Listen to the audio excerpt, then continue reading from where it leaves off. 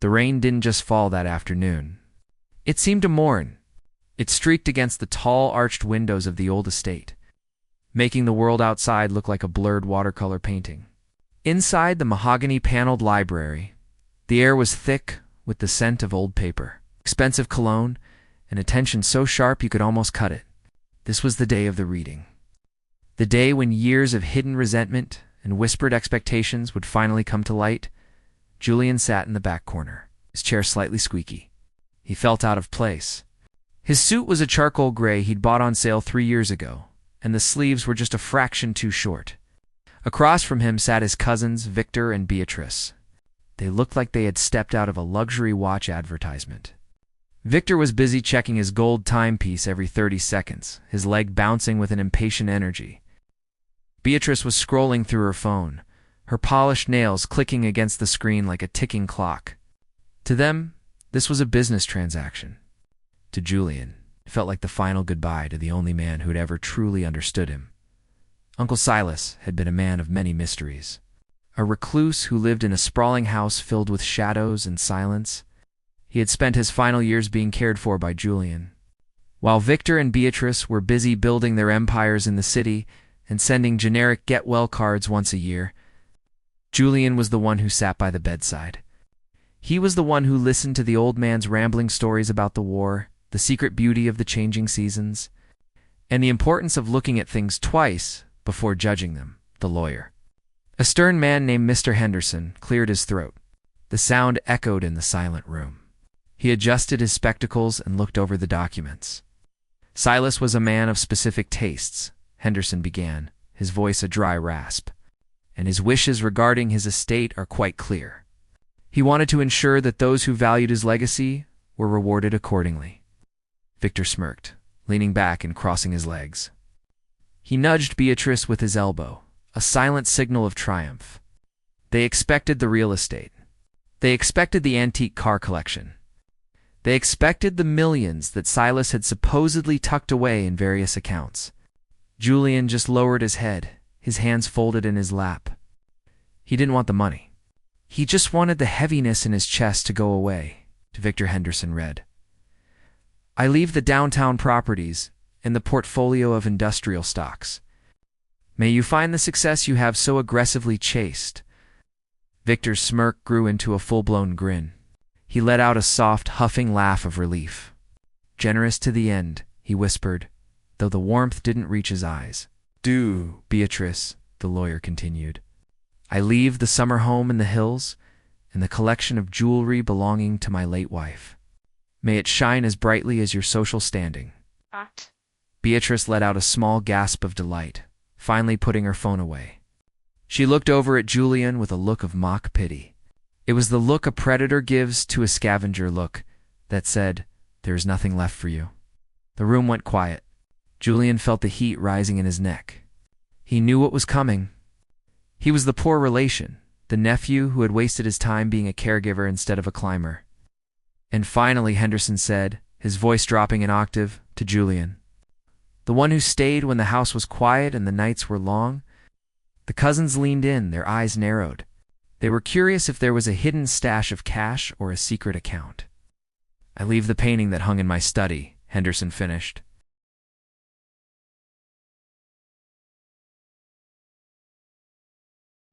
For a moment there was a stunned silence. Then Victor burst out laughing. It wasn't a soft chuckle. It was a loud, boisterous bark that filled the library. "A painting?" Victor gasped, wiping a stray tear of laughter from his eye. "The one that looks like a mud puddle on a cloudy day." Oh, Julian. All those nights spent bringing him tea and reading him the news, and you got a piece of junk that wouldn't even sell for $10 at a garage sale. I suppose it matches your apartment, though. Both are equally drab. Julian felt the sting of their words, but he didn't look up. He remembered that painting. It was a small, square canvas that hung in the darkest corner of his uncle's study. It was dark, layered with what looked like soot and age, showing nothing but a bleak, snowy field under a leaden sky. It was a depressing piece of art, one that most people wouldn't look at twice. "Is that all?" Victor asked, standing up and buttoning his expensive blazer. Because I have a meeting with my brokers in an hour. I'd hate to be late because we're busy discussing Julian's new masterpiece. That is all, Anderson said, his expression unreadable. He looked at Julian with a flicker of something. Was it sympathy? Or was it something else? Julian, you may collect the piece whenever you are ready. The staff has been instructed to assist you. As the cousins swept out of the room, their laughter trailing down the hallway like a bad smell, Julian remained in his seat. He felt small. He felt foolish. He had never expected a fortune, but the blatant disrespect from his family felt like a physical weight. They didn't just mock the painting. They mocked his choice to care for a dying man. They mocked his heart. He walked down the long corridor toward the study. The house felt different, now emptier, colder. When he reached the study, the painting was already leaning against the wall near the door. Up close, it looked even worse than he remembered. The varnish had yellowed and cracked, creating a web of tiny lines across the surface. The colors were muted, almost non-existent. It looked like a discarded student project from a century ago. One of the housekeepers, an elderly woman named Mrs. Gable who had seen everything that happened in this house, approached him quietly. He loved that painting, Julian, she said softly.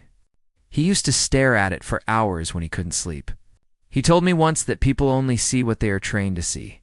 He said you were different. I don't feel different, Mrs. Gable, Julian said, his voice cracking slightly. I feel like a punchline. Picked up the painting. It was heavier than it looked. The frame was made of thick, dark wood that felt rough to the touch. As he carried it out of the house and toward his old, dented car, he could see Victor and Beatrice in the driveway. Standing by their sleek black SUVs, Victor rolled down his window as Julian walked by. Hey, Jules! Don't forget to get that appraised. I hear the cracked dirt aesthetic is really big in the thrift stores this year. Beatrice laughed as she pulled away, tires of her car kicking up a bit of gravel that hit Julian's shoes. Julian didn't respond. He placed the painting carefully in the back seat and covered it with an old blanket. He drove away from the estate, leaving behind the only family he had left, feeling like he had lost more than just an uncle. He had lost his dignity, but as he drove through the rain, he thought about his uncle's last words to him, whispered just days before he passed. The world is full of noise, Julian, but the truth is always in the silence. Don't let them make you loud. At the time, Julian thought it was just the delirium of a dying man. Now, looking at the silhouette of the painting in his rearview mirror, he wondered if there was a different kind of silence waiting for him. He didn't know that by the end of the month. The laughter of his cousins would turn into a silence so profound it would haunt them for the rest of their lives. He didn't know that the eyesore in his back seat was about to tear his world apart and put it back together in a way he never imagined. For now, he was just a man with a broken heart and a dirty painting.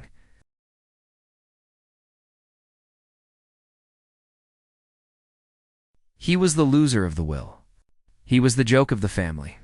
And as the rain continued to pour, he accepted it.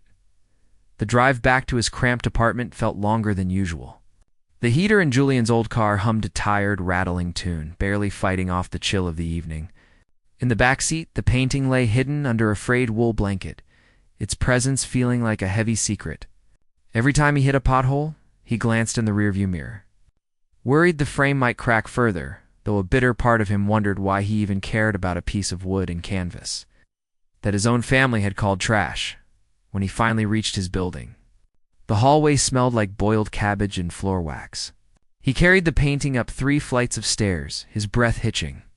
Once inside his living room, a space so small that his sofa nearly touched his kitchenette, he leaned the painting against the wall. He didn't even turn on the main light. He sat on the floor in the dim glow of a street lamp filtering through the blinds.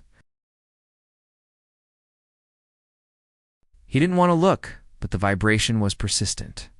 It was the family group chat. Victor had posted a photo he must have taken secretly in the lawyer's office. It showed Julian holding the dusty painting, looking tired and defeated. "Found a spot for your masterpiece yet, Jules?" Victor's message read. "I'm thinking it would look great behind the trash can. It blends right in." Then came a string of laughing emojis from Beatrice. "Don't be mean, Victor. That painting is probably the most expensive thing in his apartment now. Total value, $5 and a bit of dust? Julian turned his phone off and tossed it onto the sofa. The silence of the room felt cold. He looked at the painting again.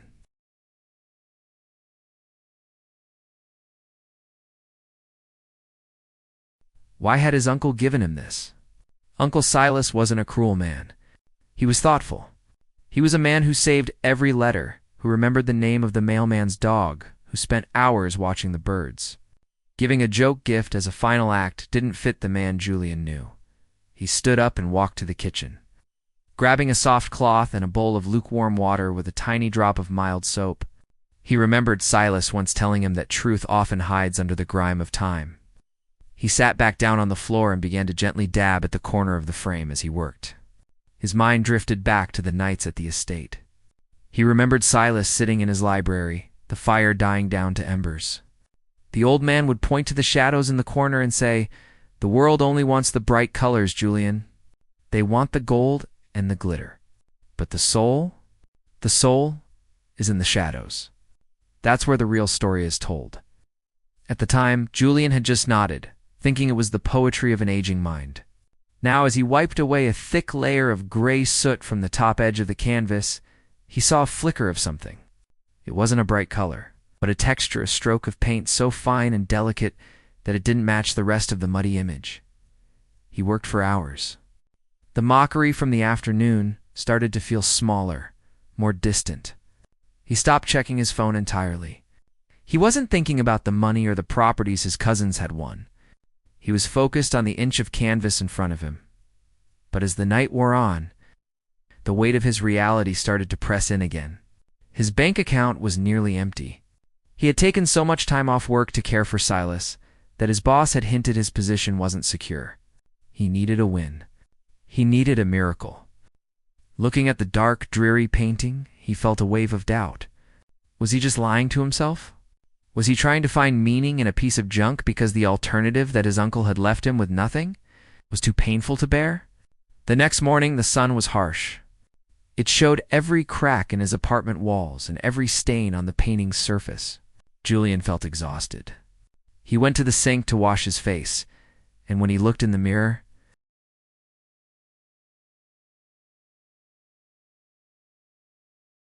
it was the landlord, a man with a permanent scowl and a clipboard. "Rent's due on the 1st, Julian," the man said, not even looking up. "No more extensions. I heard your uncle passed. Sorry for your loss, but the bank doesn't take sympathy as a deposit." "No," Julian said softly. "I'll have it." "With what?" "That." The landlord pointed to the painting leaning against the wall. He let out a dry, hacking laugh. "You'd have better luck selling the frame for firewood. Don't be late." The door slammed shut. Julian sat back down. The sound of the landlord's laughter echoing the same tone as Victor's. It seemed the whole world was in on the joke. He felt a surge of frustration. He grabbed the painting, intending to shove it into the closet so he wouldn't have to look at it anymore. But as he lifted it, his foot caught on the edge of the rug. He stumbled and the painting slipped from his hands. It didn't hit the floor flat. It clipped the corner of his wooden coffee table. Julian's heart stopped. "No," he whispered. He lunged for it, picking it up with trembling hands. He expected to see the canvas torn right through the middle. But as he turned it over, he saw that the impact hadn't ripped the front. Instead, it had loosened the heavy, old-fashioned paper backing that was sealed to the rear of the frame. A corner of the paper had peeled away, revealing something white tucked inside. Julian frowned. He set the painting down carefully on his bed and began to peel the paper back further. His fingers were shaking so hard he could barely grip the edge. Behind the paper, tucked into the narrow space between the wooden stretcher and the canvas, was a thick, cream-colored envelope. It was sealed with red wax, stamped with a symbol Julian recognized instantly, his uncle's signet ring. He tore the envelope open. Inside was a single sheet of heavy parchment and a small, laminated card. The parchment was a letter written in his uncle's elegant, sweeping script. "To my dearest Julian," it began. "If you are reading this, it means you didn't throw this eyesore away. It means you saw value in something that the rest of the world found ugly. I knew Victor and Beatrice would laugh. I wanted them to.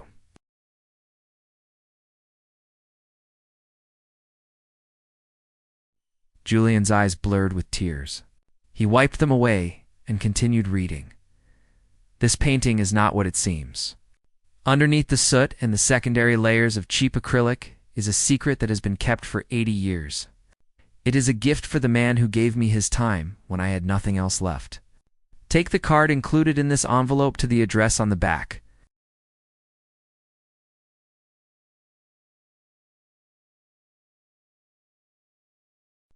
Don't let them buy your silence.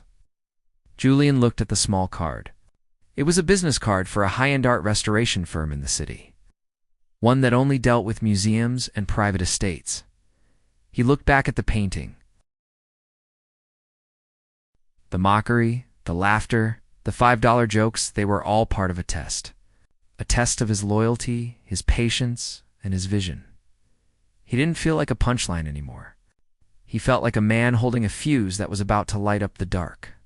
He carefully taped the backing paper back into place, wrapped the painting in 2 thick blankets, and headed for the door. As he walked past his phone, he saw a new notification.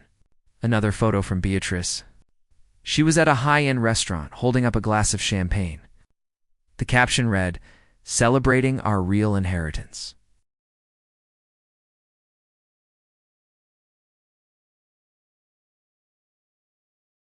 He didn't reply.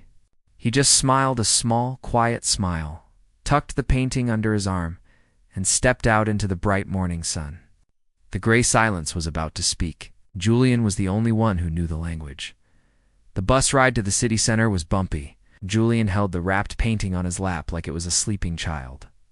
Every time the bus screeched to a halt, he braced himself, shielding the wooden frame from the other passengers. People shoved past him with their umbrellas and grocery bags, completely unaware that the man in the faded jacket was carrying something that felt heavier than gold. To them, he was just another face in the crowd. To his cousins, he was still the loser of the family. But Julian felt a strange, quiet heat in his chest. He kept his hand inside his pocket. Canvas. The address led him to a part of the city he usually avoided, a street where the sidewalks were made of polished stone and the shop windows displayed single items that cost more than his car. He felt the old sting of insecurity as he stood in front of a heavy iron door with a small brass plaque that simply read Sterling and blanket-trapped bundle under his arm. He almost turned around.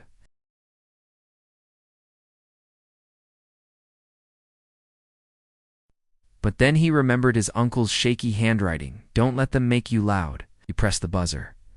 A moment later, a small camera whirred above the door, and the lock clicked open. The air inside was cool and smelled of chemicals and old wood.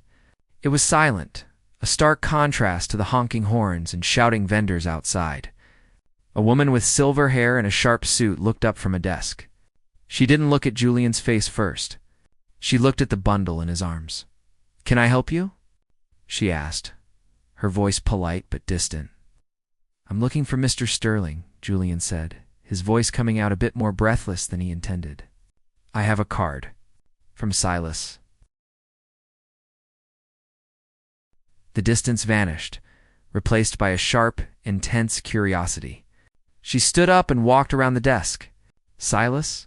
You're Julian, then?" Julian nodded, surprised she knew his name. "Wait here," she said, her heels clicking rapidly as she disappeared down a hallway. A few minutes later, an older man emerged. He wore a white lab coat and thick magnifying glasses pushed up onto his forehead. This was Mr. Sterling. He didn't say hello. He didn't ask for identification. He simply pointed to a large, padded table in the center of the room. "Put it down," he commanded. Gently. Julian laid the painting on the table and carefully unwrapped the blankets. As the gray silence was revealed under the bright clinical lights of the studio, the painting looked even more pathetic. In this room of high-end art and expensive tools, it looked like a piece of trash. Mr. Sterling leaned over the canvas. He didn't speak for a long time. He pulled a small flashlight from his pocket and began to examine the edges. The texture of the cracks, and the way the light hit the dull gray surface. Julian stood back, his heart hammering against his ribs. He felt like he was back in the library, waiting for the lawyer to tell him he had nothing. "Your uncle was a very patient man," Mr. Sterling finally whispered. He looked up at Julian, his eyes bright, and he was a very good friend. "He told me that one day a young man with a kind heart would bring this to me. He said I would know what to do." "What is it?" Julian asked. "Is it just a secret letter?" Mr. Sterling smiled a small, knowing grin. "No, Julian. The letter was just the key to the door. This painting is what we call a sleeper. During the chaos of the Great War, many families wanted to protect their most precious belongings from being stolen. They didn't have vaults or high-tech security. They had something better: camouflage." He picked up a cotton swab and dipped it into a small glass jar filled with a clear liquid. "Watch closely."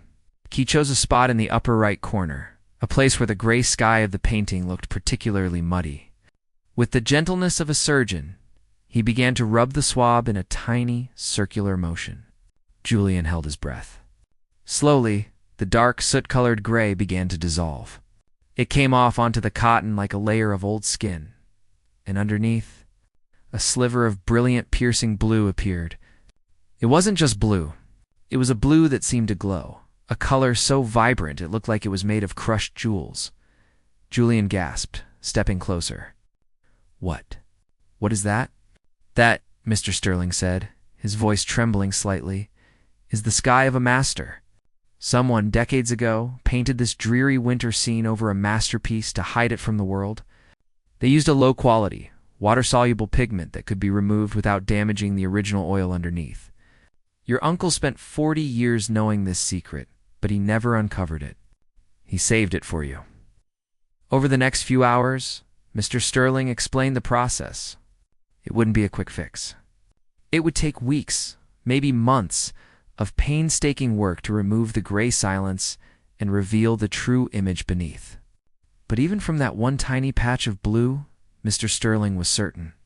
"If this is what I think it is," the old man said, "you aren't just looking at a painting, Julian. You're looking at a legacy. This artist's work hasn't been seen in public for nearly a century. The value. Well, let's just say your cousin's real estate portfolios might look like pocket change by the time we're done." Julian sat down on a stool, his head spinning. He thought of his small apartment, the landlord's sneer, and the constant pings of the family group chat. "Can we keep this quiet?" Julian asked. "Especially not my family," Mr. Sterling nodded understandingly. "In this business, discretion is everything. We will work in secret. But Julian, you should be prepared. When the world finds out about this, the noise will be deafening. You need to decide now what kind of man you're going to be when that happens." Julian looked at the tiny patch of blue. For the first time in years, he felt a sense of power. Not the kind of power Victor had, the kind that came from shouting and stepping on others, but a quiet internal strength. "I already know what kind of man I am," Julian said softly. "I'm the man my uncle trusted." As he left the studio, the city felt different. The rain had stopped, and the puddles on the sidewalk reflected the neon lights like spilled ink. He pulled his phone out of his pocket. There were 5 new messages in the group chat. Victor had sent a photo of a new sports car he had just put a deposit on. "Living the dream, Jules. How's the gray silence treating you? Is it helping you sleep? Or just giving you nightmares about your bank account?"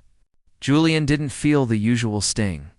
He didn't feel the urge to defend himself or argue. He simply typed a short, simple response for the first time in days. "I'm keeping it," he wrote. "It's starting to grow on me." He put the phone away and started walking. He had no money for a taxi, and his rent was still due.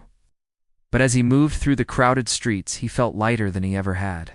He was carrying a secret that was about to change everything.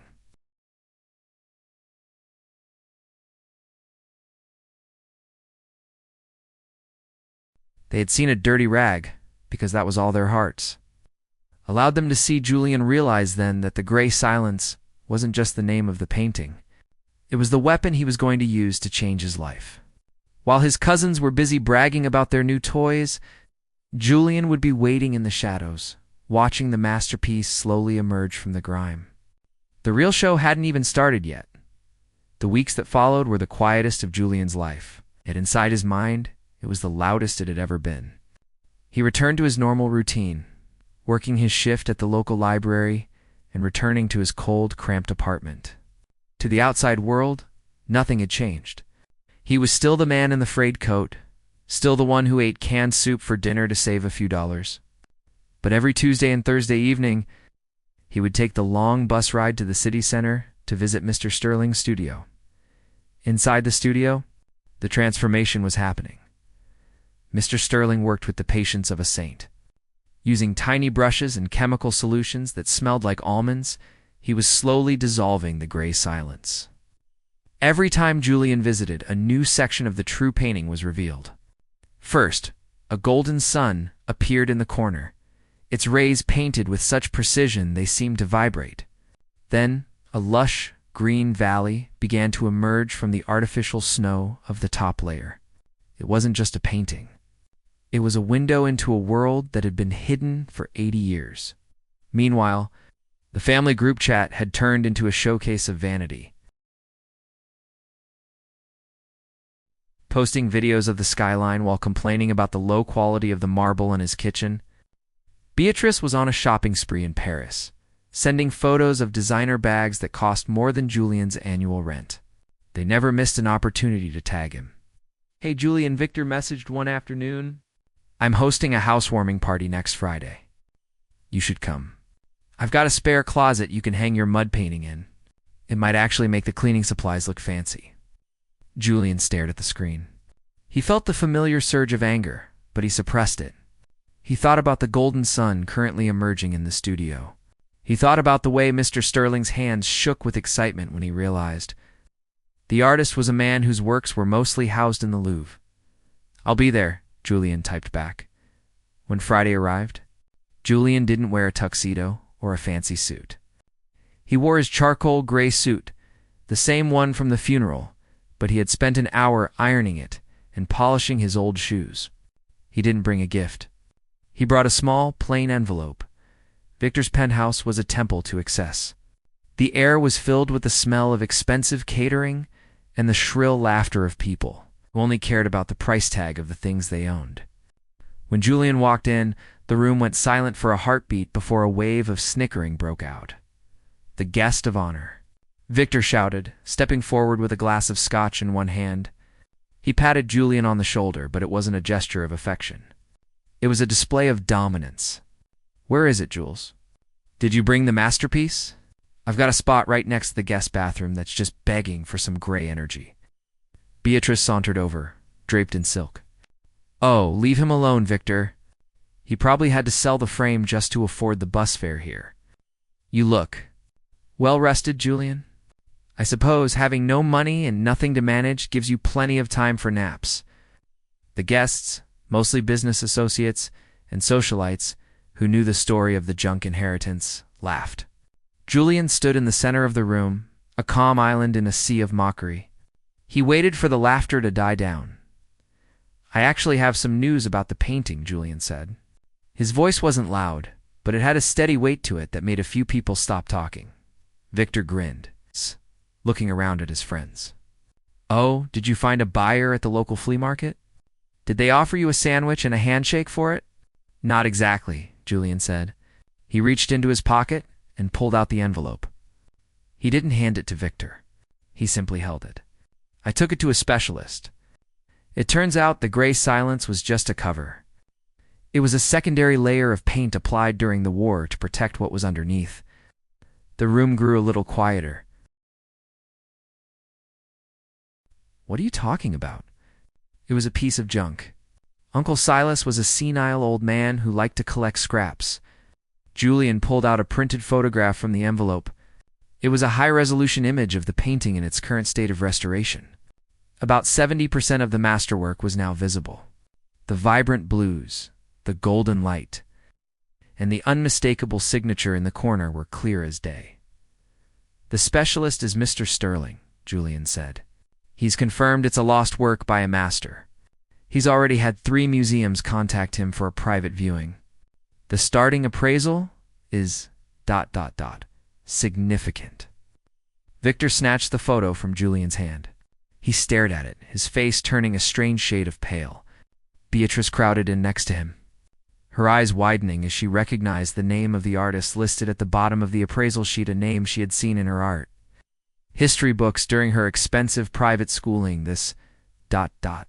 This can't be right, Victor whispered. The cockiness in his voice was gone, replaced by a sharp, cold edge of panic. This belongs to the family. This is a family heirloom. No, Julian said, his voice as smooth as glass.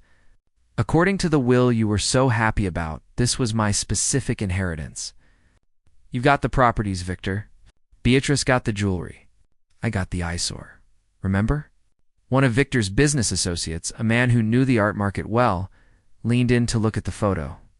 He whistled low. If that's real, Julian, you're looking at more than just a few million. That's a career-defining piece. The properties Victor just bought are going to look like small change compared to the auction value of a lost master. The atmosphere in the room shifted instantly. The people who had been snickering moments ago were now looking at Julian with newfound respect and greed. They began to crowd around him, offering him drinks, asking for his business card, telling him they always knew he was the favorite nephew. But Julian didn't look at them.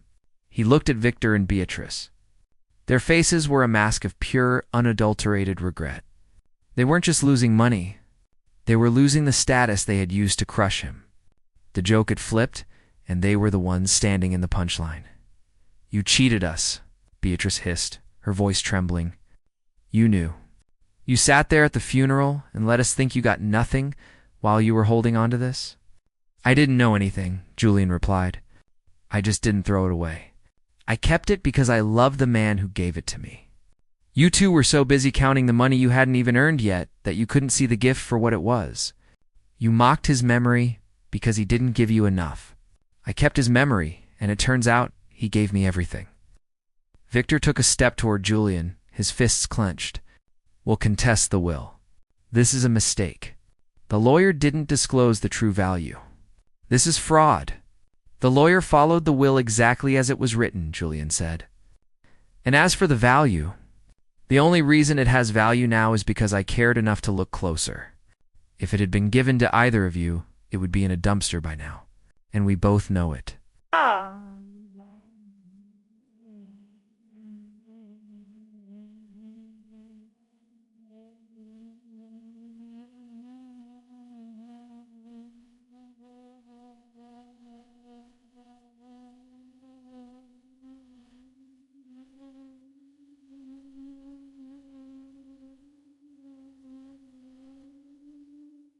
He looked around the glittering penthouse one last time. It felt hollow. It felt cheap. All the gold and marble in the world couldn't hide the ugliness of the people standing in it. Enjoy the party, Julian said, as he walked toward the door. He heard Beatrice start to cry, and Victor began to shout at the lawyer over the phone. He didn't look back. He walked out of the penthouse and down to the street, where the cool night air felt clean against his face. He didn't take the bus home that night.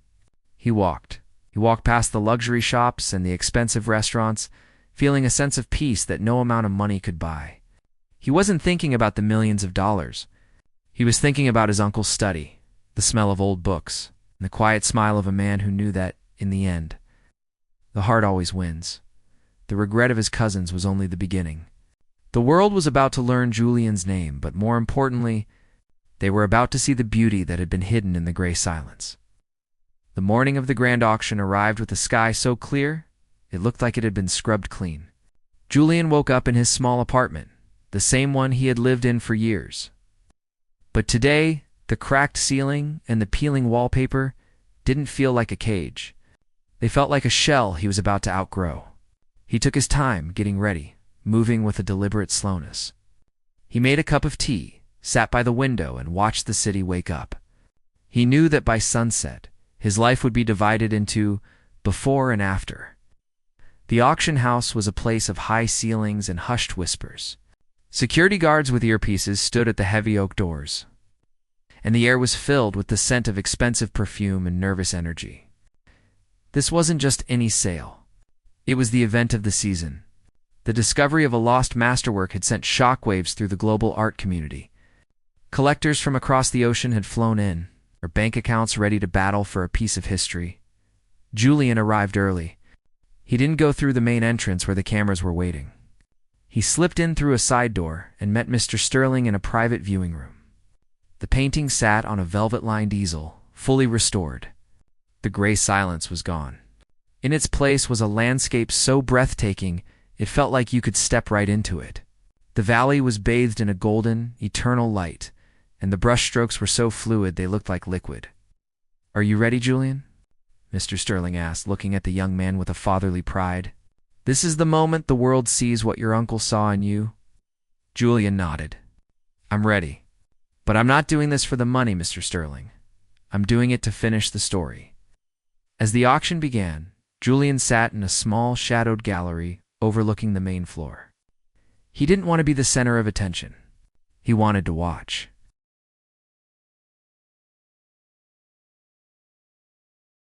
Victor and Beatrice had somehow managed to get tickets. They were dressed in their finest clothes, but they looked haggard. Their legal threats had gone nowhere. The will was air-tanned. Now they were here like vultures, hoping that if they sat close enough to the success, some of it might rub off on them. The auctioneer stepped up to the podium.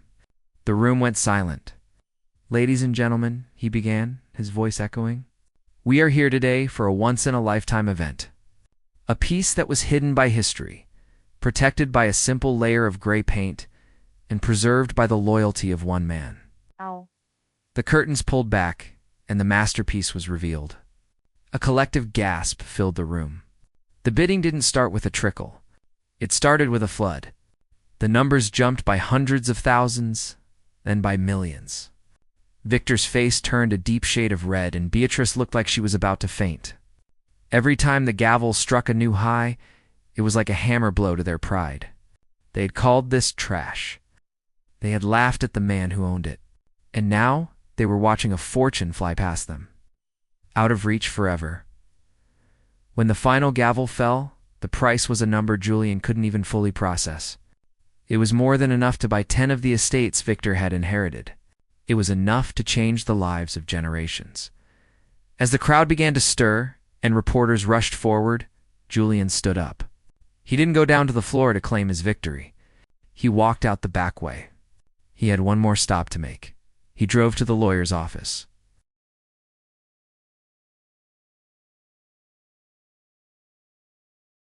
A small, knowing smile on his face.